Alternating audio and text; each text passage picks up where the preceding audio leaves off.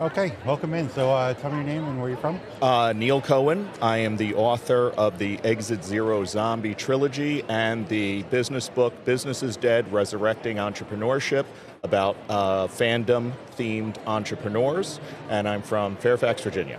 Uh, wow, that is a start off right there, man. Holy cow. Know how to pitch. Know how to pitch. That is it. How long did you work on that pitch? Oh, well, I've been, my first book came out in 2015, Okay. and so I've been doing this. This is probably my 10th year at AwesomeCon, and I've spoken almost every year. Oh wow, that's amazing. Yep. Was that your first book ever? Was 2015? Was that the first of the That trilogy? was, well, there was I self-published a graphic novella myself in 2012, and that kind of got me going, that got me a publisher, and then once I had the publisher, I wrote the real book, and that came out in 2015. See that there's a success story behind the self-publishing. There's a lot of people who say that don't do it. It's a career killer. No, it's of course not, because listen, you got to do it first because you have to prove yourself. Why would a publisher take a shot on you if you have nothing, if you That's have what I nothing said. to prove? What I did is, literally, when I wrote the treatment for the book, I sent it to all the publishers, Yeah. and they all told me to pound sand. So I said, well, I'm going to self-publish, and this was back 2011 when I started. It came out 2012. And self-publishing wasn't that big. I used CreateSpace, which I don't even know if it's still around anymore. Oh wow, yeah. And I self-published. I went out to every con, every author con, comic con, horror con, pop culture con. If they would have me, I would do it. I went to the bookstores, and I kept track of my sales numbers. And then I followed up to the publishers, and I sent my sales numbers. Oh wow. And I said, this is how many books I've sold in the past 2 years. And that's how I got a contract. And the guy said, look, you may not be the greatest writer in the world, but I've got lots of great writers who can't sell 10 books. You can Sure. sell books. And he goes, and making you a better writer is easier than getting someone to sell books. You know how to sell books. And And you that's got how out I there, got did the my deal. legwork. Yep. Yeah, and what was that like? I mean, what was that decision like? It was, I've got this idea, and you have faith in your product, and you wanted to get it out there, and you're just like, I'm going to do anything I can to get this in front of people and to as many people as possible. Yeah, what's the drive behind that? for Well, you? it's funny. Everybody has their own journey. Sure. I did not set out to be an author. I did not set out to write a book. I never even wanted to read a book. Oh, I had a friend who wrote a book and was being kind of pompous about it. And I said, I guarantee I could write a book and sell more than you. anything you can And do, I he can mocked do me better. because he had a PhD, and so I sat down to write a book. Now, what had happened was I had written a bunch of short stories that I was submitting to anthologies, trying to get a short story in. So then I also had an idea for a book about growing up in the 80s with my friends. And so I'd finished probably about 140 pages of that, and I said, well, this is very interesting, but not very. And it's funny, but it's funny to me because I was there. Yeah. And my friends, but this is not really relevant to anyone else. And then I said, well, what if I took these characters and I put them into the short stories that I was writing? And so I merged the true story that I was writing about my friends and kind of exaggerated that and put them into a bunch of zombie apocalypse stories that I'd written. I had written a whole series of stories of people's first encounter with a zombie. Yeah. During the zombie apocalypse, like different types of people and their very first encounter. And so I'm not kidding, it took 3 years. Oh wow. Yeah, it took 3 years That's a long and time. tons and tons and tons of reiterations and begging people to read it and give me feedback. And then finally it was done, and that's what I sent to the publishers, and I said, go pound sand. So I self-published it. Sold the hell out of it, and it picked up, and then I got a publisher, and then but listen, when you get a publisher, they give you one pop. You get out there, you get a little bit of promotion, they get you into stores, but that's it. Right. Then they're on to the next. And if you're thinking that someone else is gonna sing your praises and promote your book, you're woefully wrong and a failure in this business, So you're still You- doing the legwork. You better get out there to every single venue that will host you. If it's a gas station that will let you set up a table and sell a book, do it. And you will grow and grow and grow your base. And then the second book, and then the third book came out, and then I ended that series.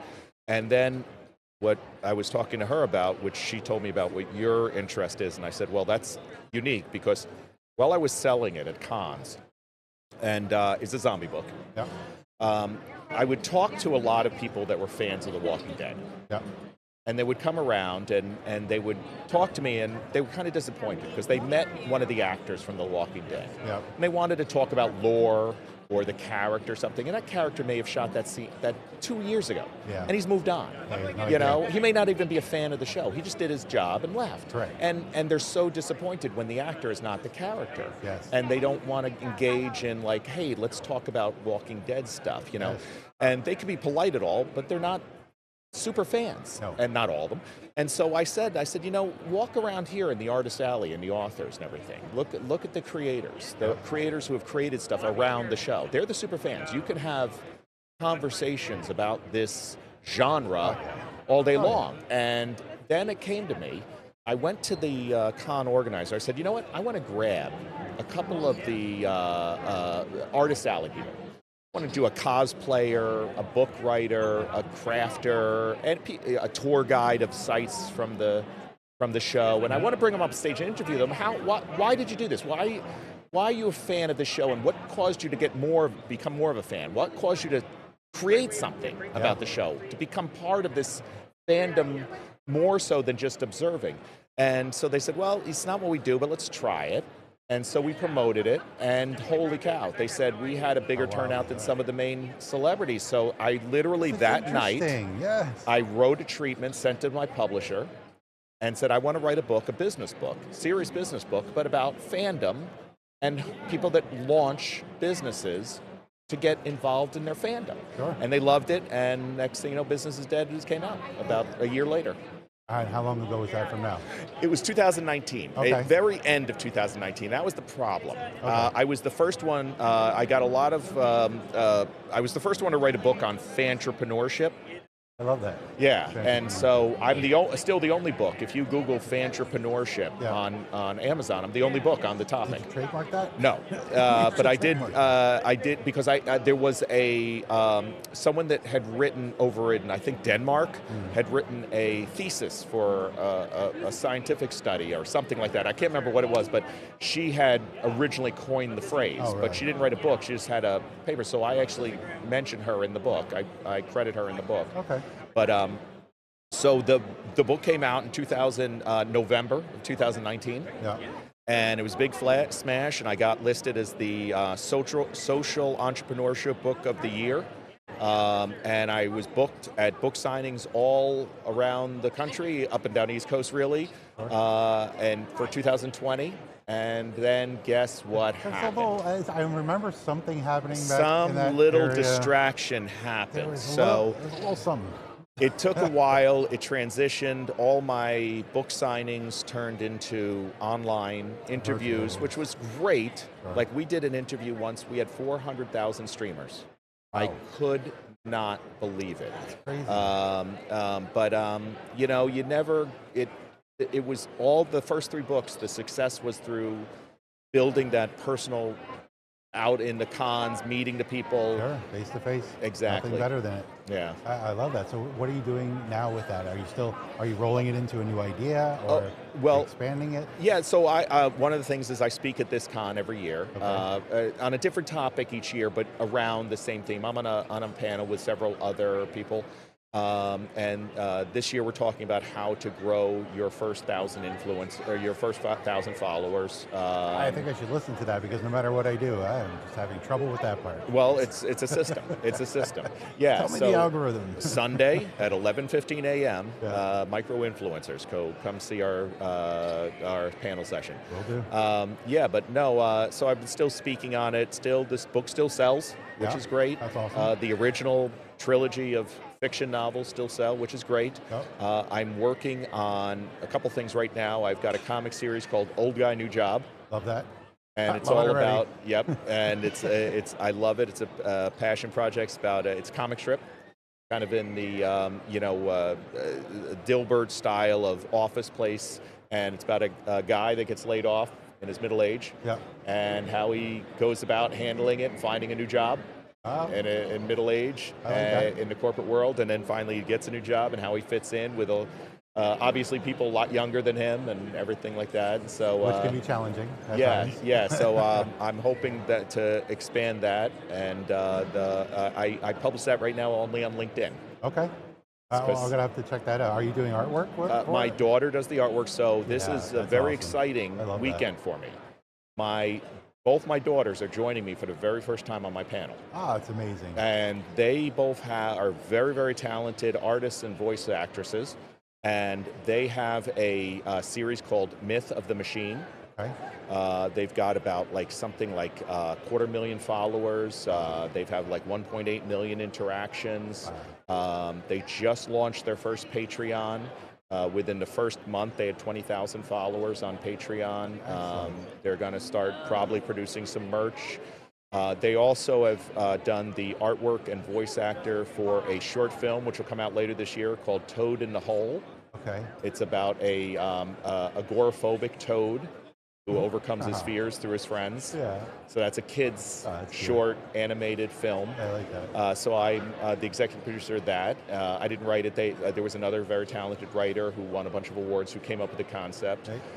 So they did the voice and the artwork for that, and so and they're launching their Myth of the Machine. It's Bendy and the Ink Machine and Cuphead and Mugman. I don't know if you know these. These are I'm too old for Yeah, these. no. These are very, very popular for the kids out there. Okay.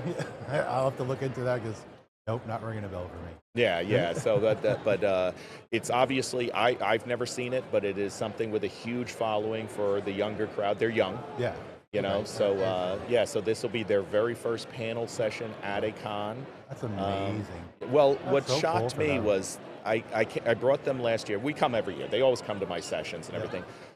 But I really saw that they had something when they're here and they said they're going to do a fan meetup. Now, what I thought was that they had a fandom that they followed and other fans of that fandom were going to all just get together. And it turned out it was their fans Really? were coming to meet, and they showed me people have created YouTube channels where they voice act their online comic because there's and they do it in different languages all over the place. They have a massive following, and people had created crafts and crocheted dolls of their online characters. So I was shocked Really?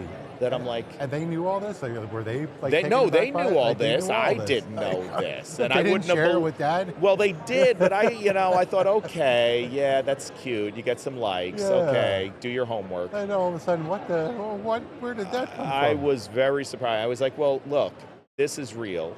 And that's when I was the one that encouraged them to launch the Patreon. I said, this is real, guys. Yeah. You have fans. You have fans all over the world now. That's awesome. Why you need to do something more than just social media posting for likes. Right. Yeah. the You know, this clickbait, is yeah. starting to become a career Starting to be a here, thing, or yeah. potential. Sure. And is that what they're doing? They're wanting it to be that career? Well, my youngest doesn't know.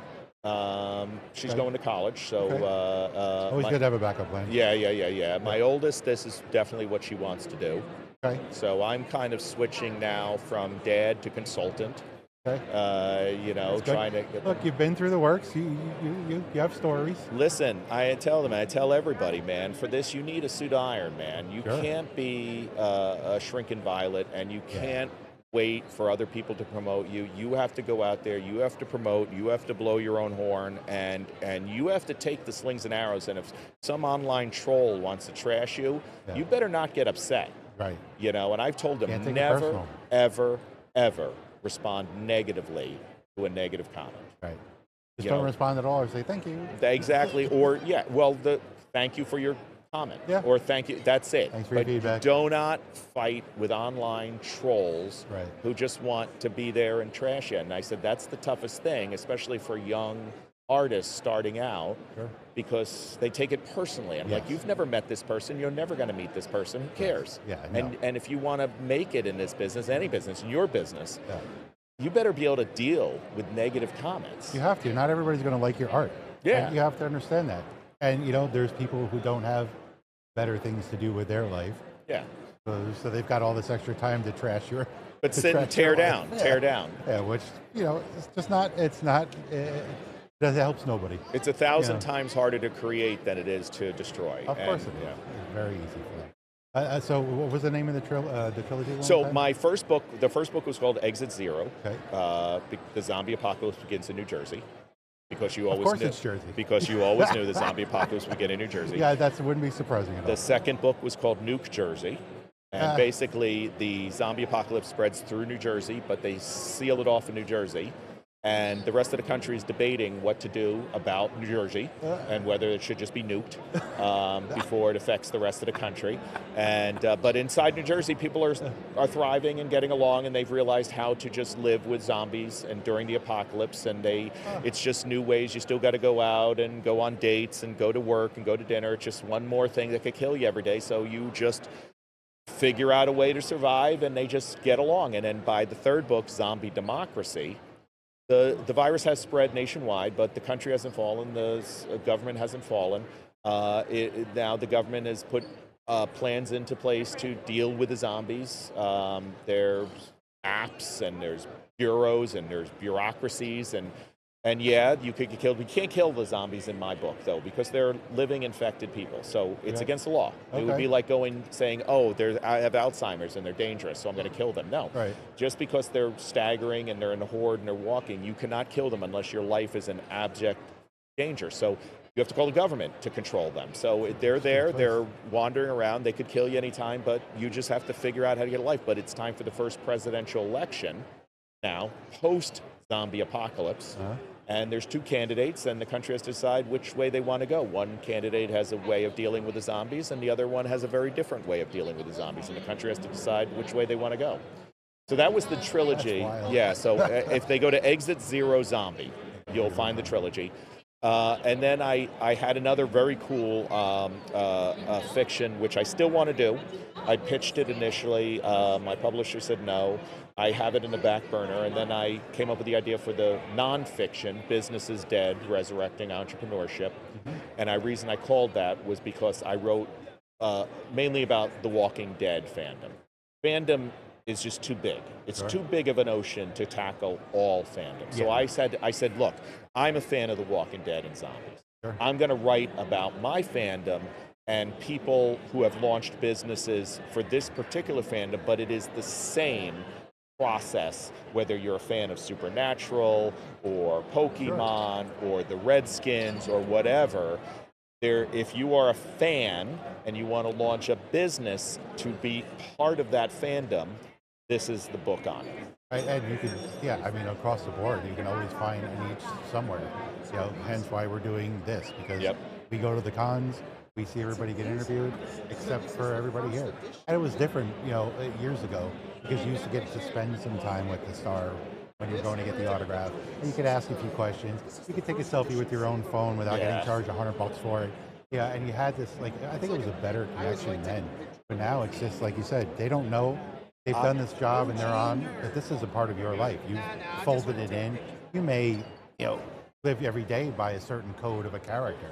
They don't. Yeah. But there's somebody else in this room that might, Yeah, and they created that, and they are very talented, and they created the talent. They use their talent to create the character that you like, but then honestly, they've moved on. Yes. They, unless they're They doing got another project. Yeah, and now they're doing Shakespeare in the Park, and they don't know all the history of medieval England and Shakespeare, but that's what they're doing. Yeah. And next year they're going to be doing something else. It says, it's funny. It's like these vendors. So, like if you go up to a vendor at Comic-Con right now, you're going to see one of these big vendors. I'm talking not the artist alley, but the big vendors.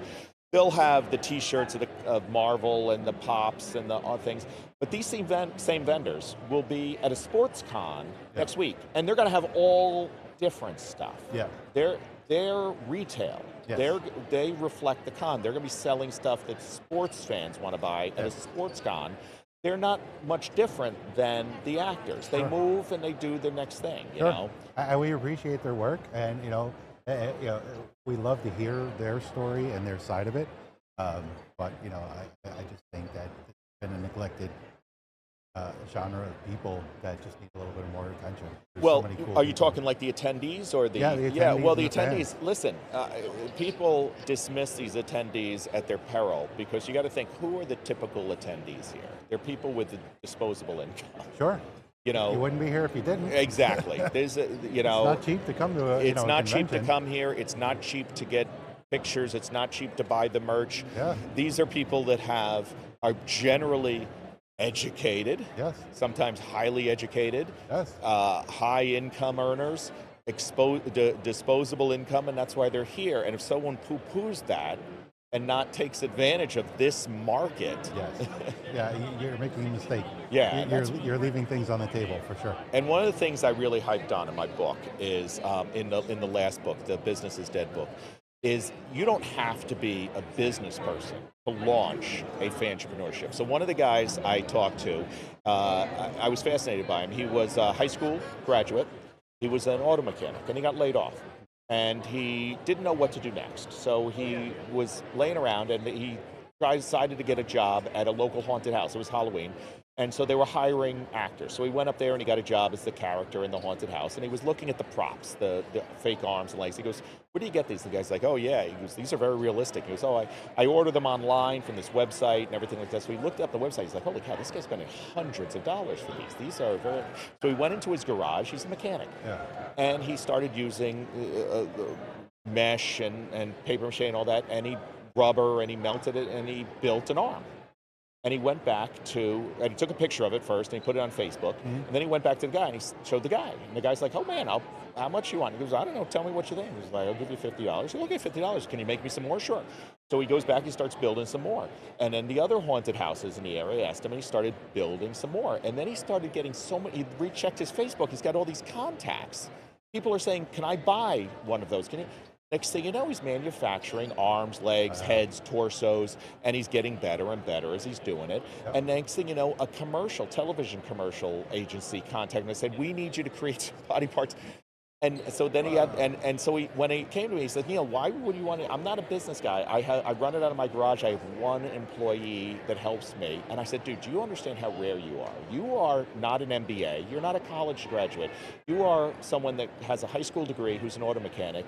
You were laid off, and you didn't lay on the couch whining about your lot in life. You found a niche and created a business. Yeah. And you are taking orders from around the world. I said, do you know how rare that is? You would be unicorn. much more interesting than an MBA who started a business. Absolutely. You know, so that's the kind of people I wrote about. Some people just fell into it. Some people didn't make any money. Some people became extraordinarily rich because they saw things other people didn't. They like the people that first said, wow, look at all these people that are showing up in Sonoya that want to see this, where they filmed Walking Dead, and they started a tour. They were the first person to do that.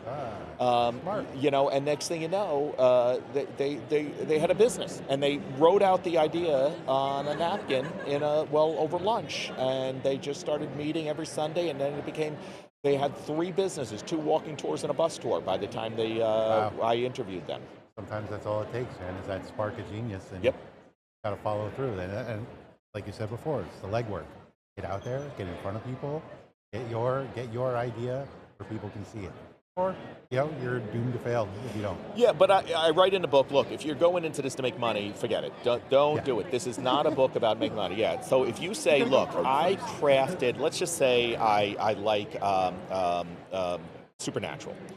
And I've got this craft that I've done that's for Supernatural fans. And I go to a con and I spend the whole weekend talking to fellow Supernatural fans and just BSing about the show and the lore and the actors and everything. And then maybe I sell 2 items and it doesn't even cover the cost of the booth. If you don't walk home and say that was a successful weekend, then you are not meant for this business because you had a great weekend of being in your fandom. You know, that's the level of success in fantrepreneur. Yeah, you may hit and make tons of money. Sure. But if that's what you set out to do, you're going to fail. I agree. I 100% agree. That's what we're doing here. Slowly but surely, we will get out there. Yep. I appreciate it. So how long have you been doing this? Well, this got born yesterday. Oh, The idea has been kicking around for quite a bit. Like I said, to a million different cons, and just never saw somebody just take up a booth space and talk to fans and talk to the people coming here. Yeah. So I figured that was an idea that we could do that nobody else was doing, and like you're saying, it's it costs money to be here. Besides coming here as a participant, but coming here as a vendor, you put up this money up front, and if you're looking to go home that weekend, I've made triple what I put out. You're wrong. no, that's the retail vendors, the big ones with the T-shirts. They'll make money. Sure. But that's their job. This is their income. This is not a weekend thing. This is Right. not a passion. This is That's their what they business. do. Their retail business, and this is their Yeah. this is their Macy's. This is their Christmas Eve. But the Artist Alley folks, Yeah. they're not making money. They're they're There's- not. There's a difference between what you do and what you love. Yep. Like, this is what I love. I love hearing everybody's stories. To me, it's fascinating. Well, I'm going to come by tomorrow. I'm speaking, like I said, I'm speaking tomorrow, Yeah. 11:15. Drop off. I'm going to come by tomorrow to give you one of my books. Awesome. Yeah. Cool. Thank you so much for coming by. Thank man. you. So this please- was really informative. Yeah, absolutely. Please follow me, Exit Zero Zombie. You can go find my website, exitzerozombie.com or businessisdead.com Yep. or actually fantrepreneur.com. And follow Myth of the love that Machine. word. Yeah, and Myth of the Machine on Patreon. And maybe you'll have me back next year and we'll talk about the launch of Toad in a Hole, because that'll be my first produced animated film. Love it. See how that does. I'm looking forward to it, and I believe all of it. Yeah. Thank you. Thank you much.